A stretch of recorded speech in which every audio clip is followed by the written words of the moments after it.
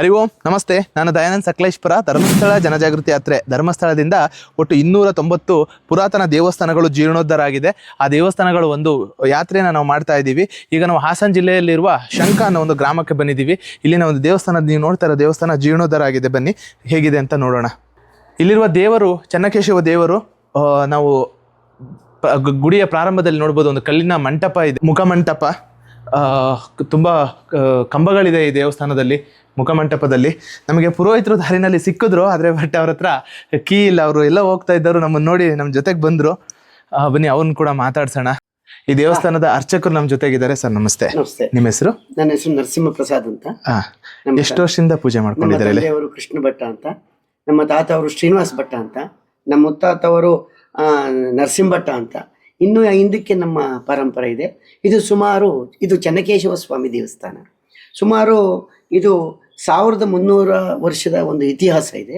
ಇದು ಚೋಳರ ಕಾಲದಲ್ಲಿ ಇತ್ತು ಮತ್ತು ಹೊಯ್ಸಳರ ಕಾಲ, ಎರಡು ಥರದಲ್ಲೂ ಇದು ಪ್ರತಿಷ್ಠೆ ಆಗಿರೋದು. ಮೊದಲು ಗರ್ಭಗುಡಿ ಮಾತ್ರ ಚೋಳರ ಕಾಲದಲ್ಲಿ ಆಗಿದ್ದು, ಆಮೇಲೆ ಇದೆಲ್ಲ ಬಂದು ಹೊಯ್ಸಳರ ಕಾಲದಲ್ಲಿ ಇದು ಆಗಿರ್ತಕ್ಕಂಥದ್ದು. ಇದು ಪ್ರತೀತಿ ವಿಶೇಷ ಏನು ಅಂದರೆ, ಇಲ್ಲಿ ಇದು ಪಾಂಚಜನ್ಯಪುರಿ ಅಂತ. ಪಾಂಚಜನ್ಯಪುರಿ ಅಂದರೆ ಶಂಕ ಅಂತ. ಆ ಹೆಸರಲ್ಲಿ ಇದು ನಮ್ಮ ಊರ ಹೆಸರು ಬಂದು ಶಂಕ ಚೆನ್ನಕೇಶವ ಸ್ವಾಮಿ ದೇವಸ್ಥಾನ ಅಂತ ಆಗಿದೆ. ಈ ಊರಿಗೆ ಶಂಕ ಅಂತ ಹೆಸರು ಬರಬೇಕಾದ್ರೆ ಇಲ್ಲಿ ಕೆರೆಯಲ್ಲಿ ತುಂಬ ಶಂಖಗಳು ಇರ್ತಂತೆ ತುಂಬ. ಅದರಿಂದ ಈ ಊರಿಗೆ ಶಂಕ ಪಾಂಚಜನ್ಯಪುರಿ ಅಂತ ಇದ್ರು. ಇಲ್ಲಿ ಸುಮಾರು ಒಂದು 50 ವರ್ಷದ ಹಿಂದೆ ಶ್ರೀ ವೈಷ್ಣವರು ಇದ್ದಂಥ ಜಾಗ. ಅವರೆಲ್ಲರೂ ಇವಾಗ ಹೊರಗಡೆ ಹೋಗಿದ್ದಾರೆ. ಇಲ್ಲಿ 3-4 ಪಂಗಡಗಳು ಇದಿವೆ.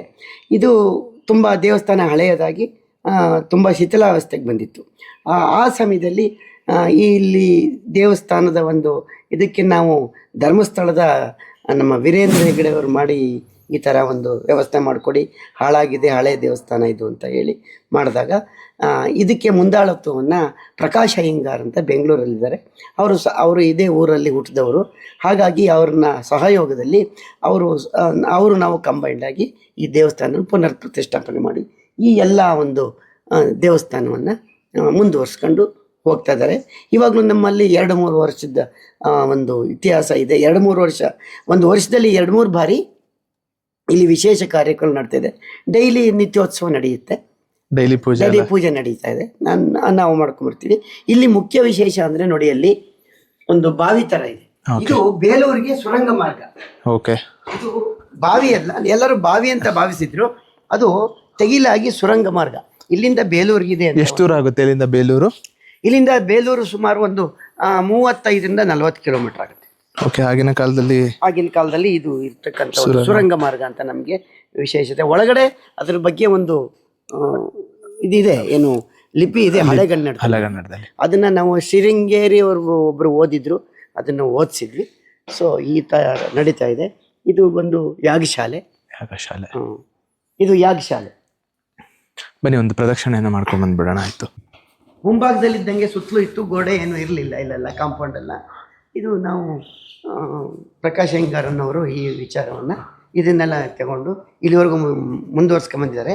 ಹಾಗೆ ಅವರು ಇವಾಗ ಮುಂದುವರಿಸ್ತಾ ಇದ್ದಾರೆ. ನಾವು ಹಳೆ ಫೋಟೋ ನೋಡ್ಬೇಕಾದ್ರೆ ದೇವಸ್ಥಾನ ಚೆನ್ನಾಗೇ ಇತ್ತು, ಬಟ್ ಯಾಕೆ ಜೀರ್ಣೋದ್ಧಾರ ಆಯ್ತು ಅಂದ್ರೆ ಇದೆಲ್ಲ ಬಿದ್ದೋಗಿತ್ತು. ಇದ್ರ ಮೇಲೆಲ್ಲ ಗಿಡ ತುಂಬಾ ಬೆಳ್ಕೊಂಡ್ಬಿಟ್ಟಿತ್ತು. ಅರಳಿ ಗಿಡ ಆಗ್ಲಿ, ಗಿಡಗಳೆಲ್ಲ ಒಳಗಡೆಗೆ ಹೋಗ್ಬಿಟ್ಟು ಇದೆಲ್ಲ ಹೊರಗಡೆಗೆ ಬಂದ್ಬಿಟ್ಟಿತ್ತು. ಒಳಗಡೆಗೆ ಹೋಗಿ ಬೇರೆಲ್ಲ ಬಂದಿತ್ತು. ಯಾವ ವರ್ಷದಲ್ಲಿ ಇದು ಜೀರ್ಣೋದ್ಧಾರ ಆಗಿದ್ದು? 2004. ಅಂದ್ರೆ ಸುಮಾರು ಒಂದು 20 ವರ್ಷ ಆಗಿದೆ ಜೀರ್ಣೋದ್ಧಾರ ಆಗಿ. ಈಗ ಸದ್ಯದಲ್ಲಿ ಒಂದು 2-3 ವರ್ಷ ಪ್ರತಿಷ್ಠಾಪನೆ. ಯಾವ ದೇವರು? ನರಸಿಂಹಸ್ವಾಮಿ. ತುಂಬಾ ಚೆನ್ನಾಗಿ ಇಟ್ಕೊಂಡಿದ್ದಾರೆ ದೇವಸ್ಥಾನ, ಖುಷಿ ಆಗತ್ತೆ. ನಾವು ಎಲ್ಲಾ ಕಡೆ ಹೋದಾಗ ಕೆಲವು ದೇವಸ್ಥಾನಗಳು ಮಾತ್ರ ಪೂಜೆ ಇದ್ದೇ ಬಿಟ್ರೆ ಇನ್ನೆಲ್ಲ ದೇವಸ್ಥಾನಗಳಲ್ಲೂ ಪೂಜೆ ಪುನಸ್ಕಾರ ಆಗ್ತಾ ಇದೆ. ನಾವಿಲ್ಲಿ ನೋಡ್ಬೋದು, ಯಾವುದೇ ಕಲ್ಲನ್ನು ಚೇಂಜ್ ಮಾಡಿಲ್ಲ, ಎಲ್ಲ ಹಳೆ ಕಲ್ಲುಗಳನ್ನೇ ಇದೆ. ಅಂದ್ರೆ ಕೆಲವು ಕಡೆ ಕಲ್ಲು ಹೋಗಿದ್ರೆ ನಾವು ದೇವಸ್ಥಾನಗಳಲ್ಲಿ ನೋಡ್ಬೇಕಾದ್ರೆ ಇದೆಲ್ಲ ಹೋಗಿತ್ತು, ಹಾಗೆ ಆಗ್ಲೇ ಚೇಂಜ್ ಮಾಡಿಲ್ಲ. ಗಟ್ಟಿ ಇದೆ ಕಲ್ಲುಗಳು, ಗಟ್ಟಿ ಇದೆ. ಈಗ ಮಾಡೋದಕ್ಕಿಂತ ಗಟ್ಟಿ ಇದೆ ಕಲ್ಲುಗಳು. ಹೌದು. ಅದನ್ನು ಮಾಡ್ಬೇಕಾದ್ರೆ ಮುರಿದೋಯ್ತು, ಅದರಿಂದ ಬಟ್ ಗೊತ್ತಾಗಲ್ಲ, ಅದು ಕೂಡ ಹಳೆ ತರನೇ ಇದೆ. ಕಲ್ಲಿದೆ, ನಿಮಗೆ ಫಾರ್ ಎಕ್ಸಾಂಪಲ್ ಹೇಳ್ತೀನಿ, ಉದಾಹರಣೆಗೆ ಹೇಳ್ಬೇಕಾದ್ರೆ ನೋಡಿ, ಈ ಕಲ್ಲು ಎಷ್ಟು ಅಗಲ ಇದೆ ಅಂತ. ಇದು ಈ ಸೈಜ್ ಇದೆ, ದಪ್ಪ ಇಷ್ಟಿದೆ. ಒಂದೇ ಎಲ್ಲದೂ ಅಷ್ಟೇನೆ, ಒಂದೇ ಸೈಜ್ ಫ್ಲಾಟ್. ಮೇಲ್ಗಡೆ ಈ ಸೈಜ್ ಇದೆ ಎಲ್ಲ. ಓಹೋ, ಅದನ್ನ ಎತ್ತೋದಕ್ಕೆ ಇದು ಅದು ಮಾಡೋದಕ್ಕೆಲ್ಲ. ಕ್ರೇನು ಇದರಲ್ಲಿ ಹಾ ಹಾ ಚೈನ್ ಪುಲ್ ಇಲ್ಲಿ ಎಲ್ಲ ಇದೆಲ್ಲ ಮಾಡಿ ನೋಡಿ ಎಷ್ಟಾಗ್ಲ ಇದೆ ಕಲ್ಲಿದೆ. ಹೌದು ಹೌದು, ಹಳೆ ಕಲ್ಲು ಎಲ್ಲ ಹಳೆ ಕಲ್ಲುಗಳು, ಕೆಲವೆಲ್ಲ ಬಿದ್ದು ಮುರಿದೋಗಿರೋದನ್ನ ಹಾಕಿದ್ದಾರೆ. ಅವ್ರು ಹಾಗೆ ಮಾಡಿದ್ರು, ಮಧ್ಯಕ್ಕೆ ಕಟ್ಟಾಯ್ತು, ಅದರಿಂದ ಅದಾದ. ಬನ್ನಿ, ಈ ಊರಿನ ಪಕ್ಕದ ಊರಿನಲ್ಲಿ ಇನ್ನೊಂದು ದೇವಸ್ಥಾನ ಇದೆ, ಅಲ್ಲಿಗೆ ಹೋಗಿ ಭೇಟಿಯಾಗ. ನಮ್ಮ ಈ ಯಾತ್ರೆಯಲ್ಲಿ ಈಗ 147ನೇ ದೇವಸ್ಥಾನಕ್ಕೆ ಬಂದಿದ್ದೀವಿ. ಇದು ಹಾಸನದ ಇಬ್ಬದಾನೆ ಅನ್ನೋ ಗ್ರಾಮದಲ್ಲಿದೆ. ಇಲ್ಲಿನ ಮಲ್ಲೇಶ್ವರ ಸ್ವಾಮಿ ದೇವಸ್ಥಾನ ಜೀರ್ಣೋದ್ಧಾರ ಆಗಿದೆ. ಬನ್ನಿ ಒಳಗಡೆ ಹೋಗಿ ನೋಡೋಣ, ದೇವರ ದರ್ಶನವನ್ನು ಮಾಡೋಣ. ದೇವಸ್ಥಾನ ಓಪನ್ ಇದೆ.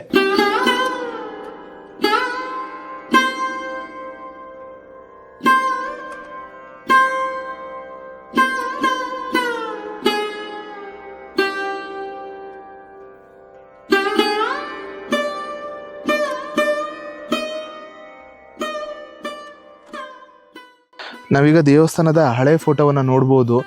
ತುಂಬ ಶಿಥಿಲಾವಸ್ಥೆಯಲ್ಲಿ ಇತ್ತು ದೇವಸ್ಥಾನ. ಕಲ್ಲುಗಳಿದ್ರೂ ಕೂಡ ಬಣ್ಣನ ಹೊಡೆದಿದ್ರು. ನಾರ್ಮಲಾಗಿ ಕಲ್ಲುಗಳಿಗೆ ಬಣ್ಣನ ಹೊಡೆಯೋಲ್ಲ, ಆದರೆ ಇಲ್ಲಿನ ಗ್ರಾಮಸ್ಥರು ಬಣ್ಣನ ಹೊಡೆದಿದ್ರು. ಈ ದೇವಸ್ಥಾನ 2004ರಲ್ಲಿ ಜೀರ್ಣೋದ್ಧಾರ ಆಗಿದೆ.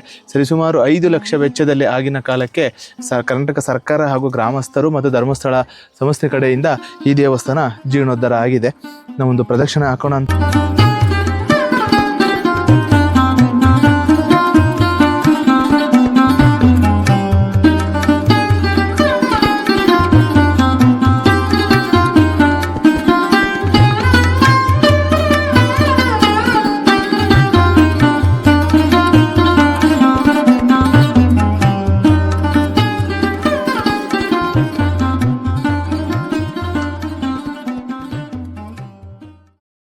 ಯಾರ್ಯಾರು ವಿಡಿಯೋ ನೋಡ್ತಾ ಇದ್ದೀರಾ ದಯವಿಟ್ಟು ಶೇರ್ ಮಾಡಿ. ಈ ವಿಡಿಯೋಗಳು ತುಂಬ ಜನಕ್ಕೆ ತಲುಪಬೇಕಾಗಿದೆ. ಹಾಗೆ ನಿಮ್ಮ ಅಭಿಪ್ರಾಯಗಳನ್ನು ಕೂಡ ಕಮೆಂಟ್ ಮುಖಾಂತರ ತಿಳಿಸಿ. ಧನ್ಯವಾದ.